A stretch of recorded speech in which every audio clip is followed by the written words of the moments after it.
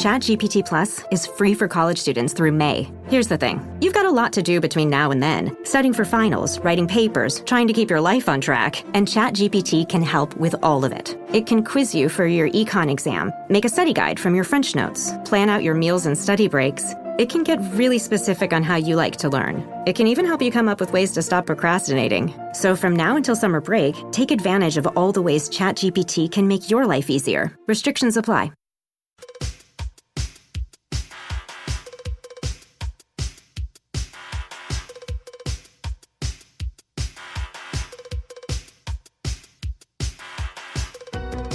This is The Other Side of Midnight. I'm Frank Morano. Well, if there's one thing the media has been fascinated by since the dawn of the age of media, it's serial killers. We focus on the serial killers. What happened to them as children? What happened to make them snap? What's going on with their trial? Who are their lawyers? So often, the people that get overlooked when discussing cases of famous or infamous serial killers are the victims and their families. These people are daughters, mothers, sons, and they're human beings just as any of us are.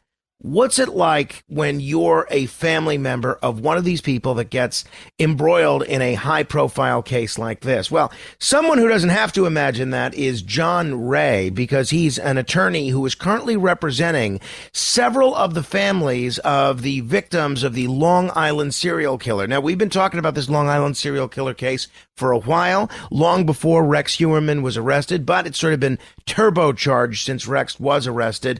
Very, very pleased to welcome to the program the attorney for several of the victims of the Long Island serial killer, at least their families, the one and only John Ray. John, welcome to the program. So, John, tell me what began your involvement in the Gilgo Beach case. How did you first come to represent some of the families of the victims here? I became the lawyer for the key victim initially, and that was Shannon Gilbert. And her family asked me to step in and help on their case to nail the Long Island serial killer who killed her and 10 others. So do you think, from what you've seen of the evidence so far, do you think Heuermann is the guy? Well, I think he's the guy for several of the victims, and for others so far yet undiscovered, there's an extreme likelihood that he's also the killer of others. As to whether he's the killer of Shannon Gilbert is an open question. Go ahead. Yeah, I mean, it's possible, but there's no compelling evidence yet that he is actually the actual slayer of her. One of the things that we heard a great deal before Heuermann was arrested was the debate in a lot of true crime circles of whether this was one killer or multiple killers. It sounds like that this, in spite of what the DA's office has said so far, you think that this could be a case of multiple killers. I do, and the evidence for the multiple killing theory is quite strong. It's maybe not, one might say, dispositive, but strong enough to give it further consideration and investigation. And that would include into the family of Rex Heuermann and their involvement with him and with the work that he did.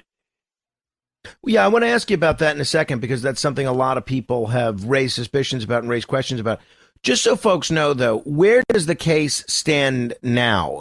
Is there a timeline for trial and things like that? Where are things at the moment? There's no per se trial timeline yet. The discovery process continues, so that the lawyer for Rex Heuermann, Michael Brown, is still acquiring more information from the district attorney, and that information will take some time to evaluate, especially with regard to the DNA evidence that exists as to hairs and the like involving some of the bodies of the victims. So, and of course, Michael has to have a sufficient amount of time to investigate all the other circumstances. When you consider the thousands of documents produced from from Rex Heuermann's various internet activities, as well as the numerous items taken from his home, that's going to take an awful lot of work before that will be ready for trial. One of the fellas that we heard a great deal about both prior to Huerman's arrest and afterward was Jimmy Burke. There was even some suspicion that Jimmy Burke might have been the Long Island serial killer. And even after the Huerman arrest, a lot of folks pointed to the fact that maybe Burke didn't want the federal government sniffing around Suffolk County so as to get wind of the crimes that he was committing and his own misdeeds. What's your read on Jimmy Burke and his involvement in this case? Well, Jimmy Burke was responsible for the deliberate, willful cover-up of the investigation, suppression of the investigation of the Gilgo Beach murders and of Shannon Gilbert. He and his boss Tom Spota, who was the district attorney, together, according to Geraldine Hart, the police commissioner of Suffolk County, former police commissioner, they deliberately suppressed the investigation. They pushed the FBI out, and the FBI was originally helping. They pushed out Nassau County Police Department, where two of the bodies were found in the Nassau County police line. They pushed out New York State Police and New York City Police, as well as the Jersey City Police. And they were in Jersey City was involved because Shannon Gilbert lived in Jersey City and had disappeared that night that she left, the night of April 30th, 2010. She had disappeared from Jersey City, gone to Manhattan, then out to Oak Beach, and was never seen again. So they were involved, and they were doing a good job. And Burke pushed them all out and took total control, and then basically shut down the investigation. There was effectively one homicide detective working on this vast case, and not full time at that. So for 12 years. So you can imagine that not only did Burke suppress it, but the police department itself continued with that willful suppression of the work. And that only changed when the new district attorney, Ray Tierney, and the new police commissioner, Rodney Harrison, stepped in and said, we have to put a stop to this. And that's when they were able to arrest Huerman. What's your take on the job that office has done? He's gotten a lot of praise from across the board. Who, Ray Tierney? Yeah. Ray's a good. He's a good fellow. He has integrity. He's always been a good man. I've always liked him. I've known him for many years. Worked with him on a case federally. So I know him to be an honest guy. The work though that he does is completely informed by and supported by the Suffolk County Police Department detectives and the others who do the legwork, and then he gets that information from them, and then he runs with it. So he's not really in direct control of the investigation ordinarily. Well, that being the case, I don't think the Suffolk County Police have been properly and actively investigating this case, and still are not. And some of the characters who were a part of the Burke regime are still there and still in control. Wow.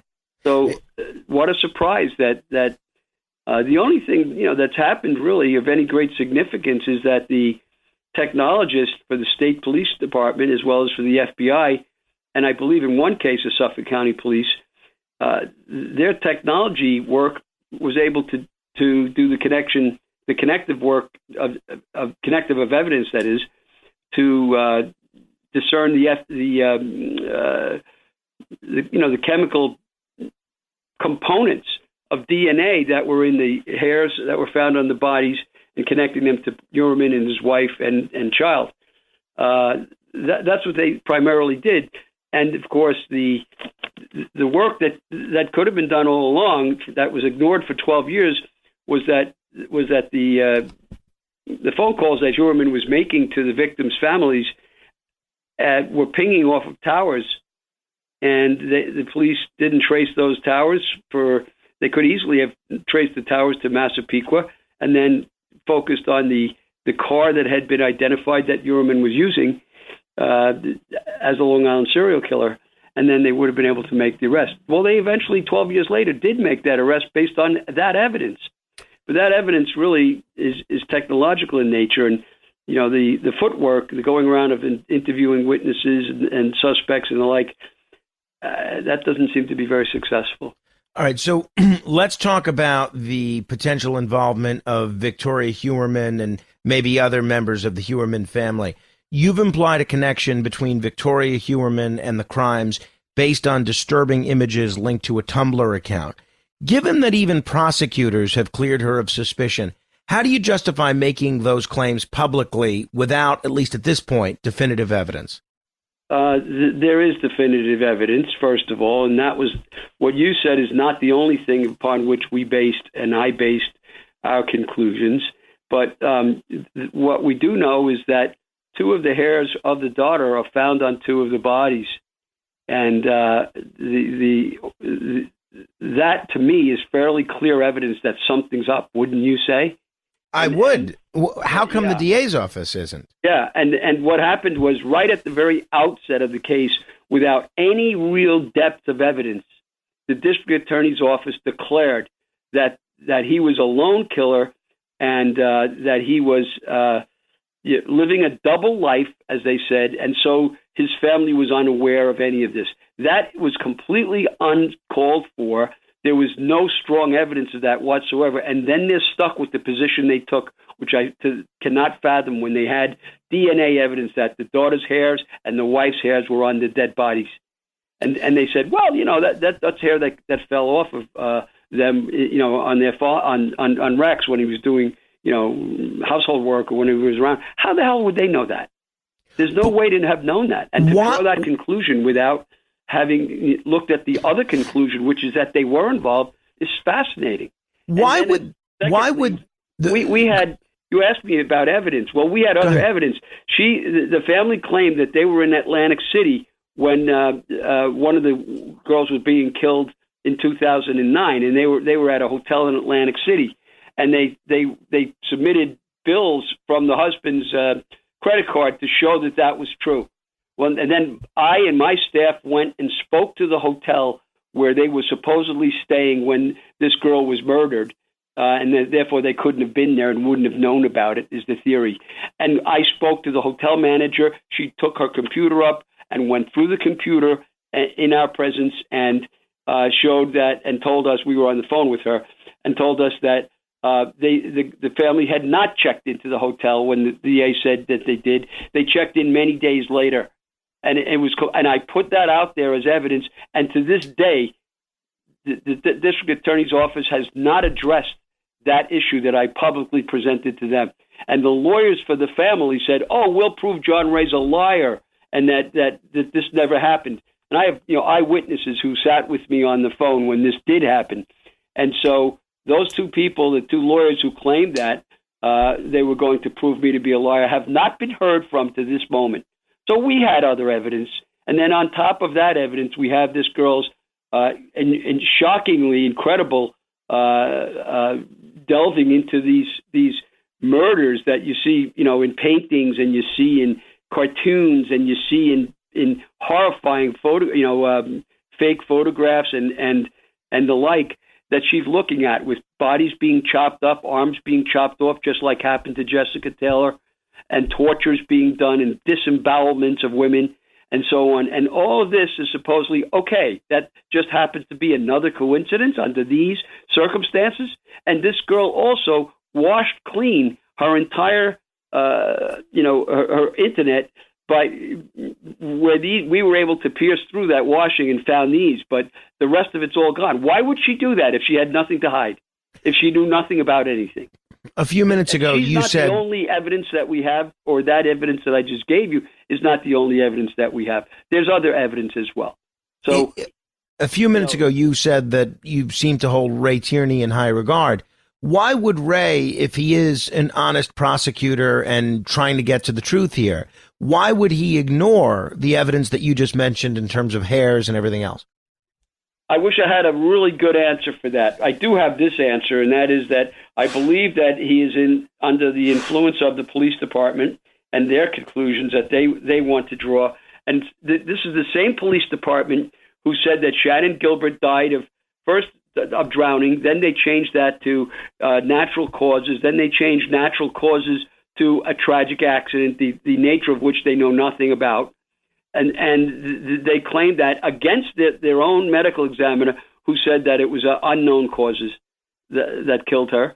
And this is the same police department that didn't trace Heuermann when they had all that evidence sitting there for 12 years, that they could have traced him without any DNA. They would have been able to nail him in a New York minute if they had just followed the evidence, which they already had. That's the same police department. It's the same police department which right now, we just saw there's a bust of police officers, or an officer, and I think officers, for running a whole ring of prostitution out of Babylon and some other area in Suffolk County for years while this investigation was going on. This cop was running this, and so he had such confidence in his own ability to do that when finally a robbery or a burglary took place at one of the houses that he was using for the prostitution, he was on duty and took his car and went while he was on duty and drove to the site, which was in another area from his sector.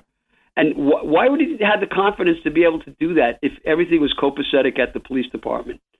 There's something deeply wrong with the police department, and that's some more evidence of it. And there has been for years. And that's the kind of those are the people that are feeding the district attorney the information. It's got to be changed. I'm sure you're aware of some of the criticism you've gotten from other attorneys, former colleagues, and other lawyers have said you're using unsubstantiated claims to grab headlines. What's your response to those allegations, and how do you see your role in this case now and going forward?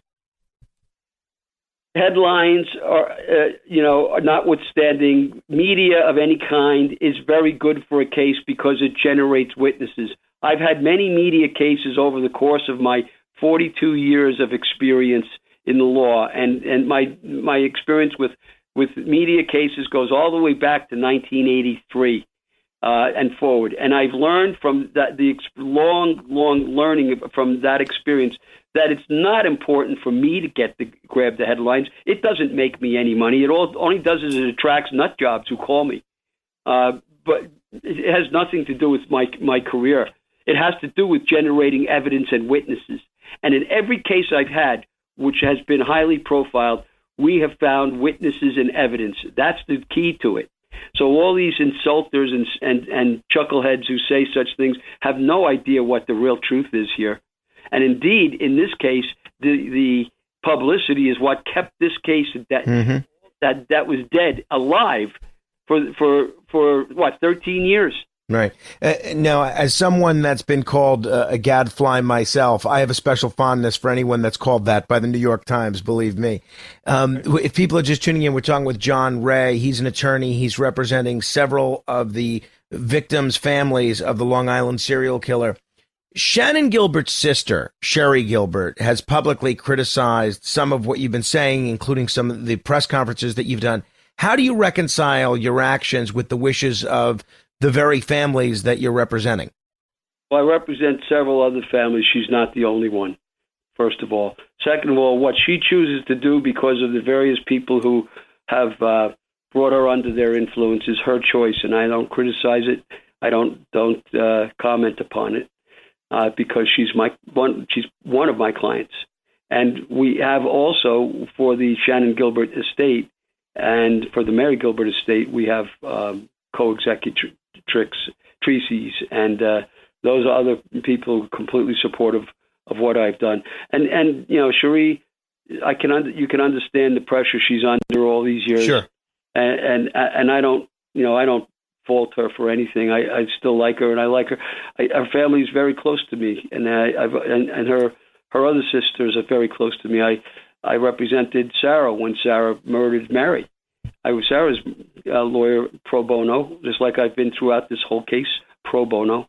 The entire case of Gilbert, the Long Island serial killer, it's all been pro bono. And I helped Sarah when she slaughtered her mother, and I even appealed her case for her.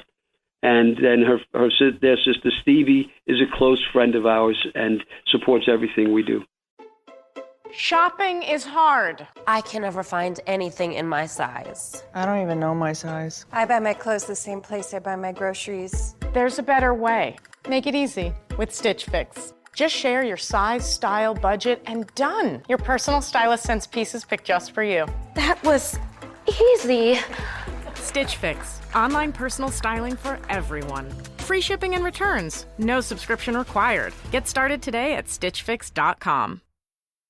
Ladies, you'll end up shopping for your guy's deodorant, right? So try Degree's Original Cool Rush. You see, last year, Degree changed the formula, and men were mad. One guy even started a petition. So Degree admitted they messed up and brought the Original Cool Rush scent back. It's clean, crisp, and actually smells like someone you want to cuddle. And it's in Walmart, Target, and other stores now for under $4. So toss one in your cart and find out why it's the best-selling men's antiperspirant for the last decade. Degree Cool Rush is back, and it smells like victory. Morning decisions. A creamy mocha frappuccino drink? A sweet vanilla? Maybe a smooth caramel? Or that white chocolate mocha? Whichever you choose, delicious coffee awaits. Start your day with bottled Starbucks Frappuccino drinks. Pick up a bottle near you wherever you buy your groceries. Clorox Sentiva smells like grapefruit. Cleans like Clorox. And feels like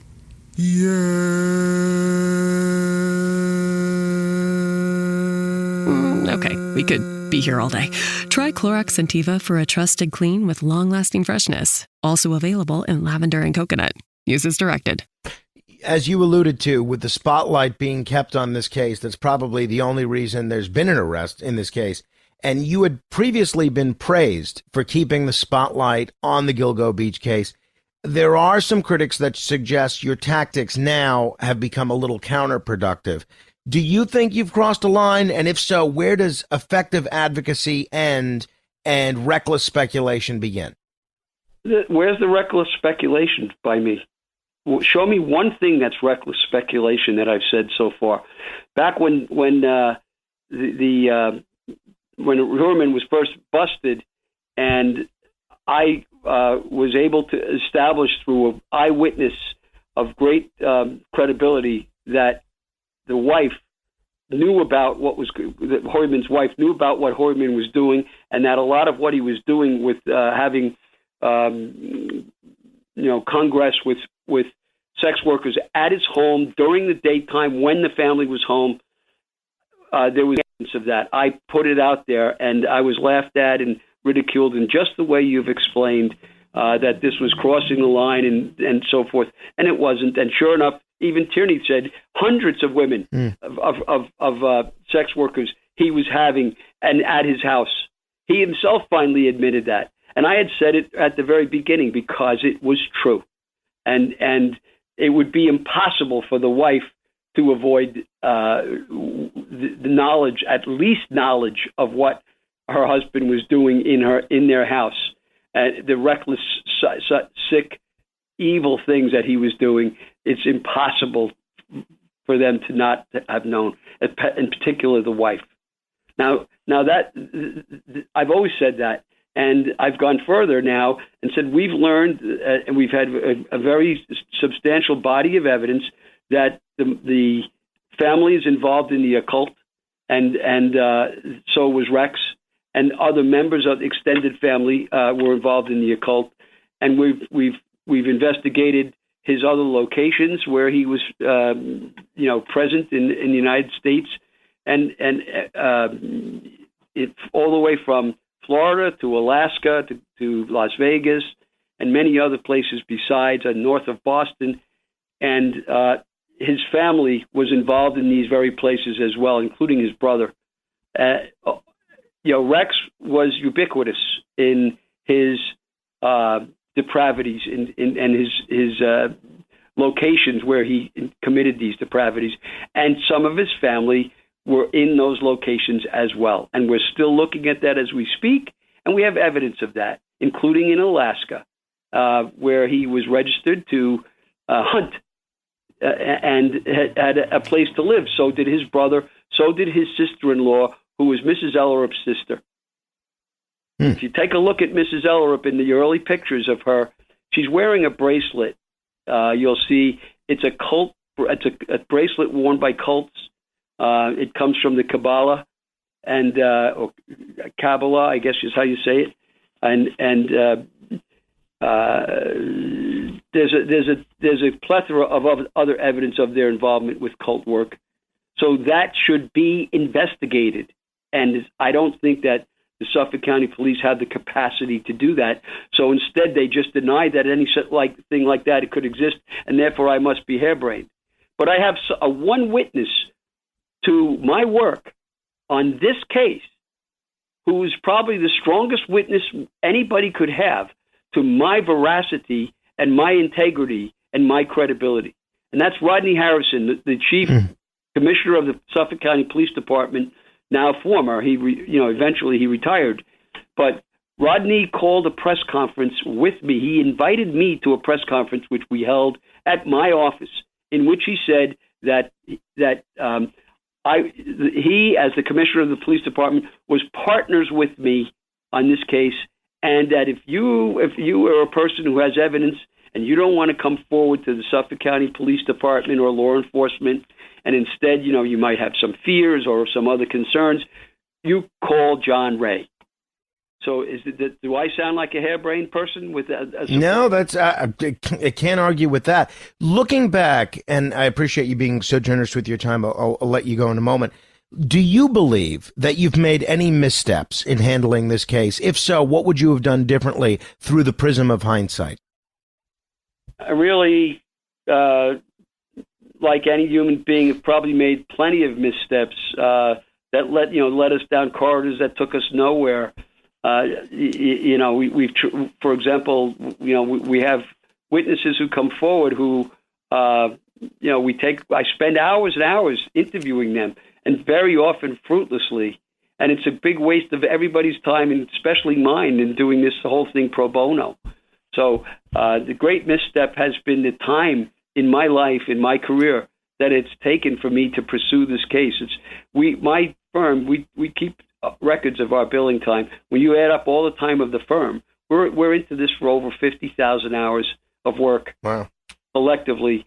I would say that might be looked upon in hindsight as a mistake for me personally, but I don't personally. I admit others might say that. I don't say that. I think what I've done is what I probably, by any standard, should have done in this business to do what's right.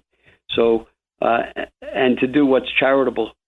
Let me end with this, John, because there's been a lot of attention paid to social media platforms and their links with violence and encouraging aberrant behavior recently.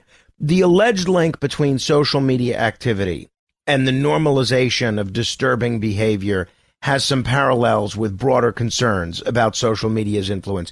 Do you think platforms should bear responsibility for hosting disturbing content that may influence criminal behavior? I don't think that the media is responsible for reporting facts. Facts, as gruesome as they might be and as horrifying, they're obligated to report the facts. And the problem that you have is when they only report the facts that please their view of the situation. And that's largely happened here. The media has, as so often happens, they're establishment-oriented. And so they've just accepted the word of law enforcement as the word of God, and anything else is not acceptable, so they don't report on it. And their real fault is not in reporting horror. Their real fault is in failing to report other parts of the story and to report the full investigation. That's where they need to focus. All right. John Ray, I'm going to end it there. I appreciate the conversation very much. Best of luck. Thank you. Hey, if you want to comment on any portion of our discussion, you're welcome to give me a call. Our phone number is 646-720-0635. That's 646-720-0635. This is The Other Side of Midnight. Straight ahead.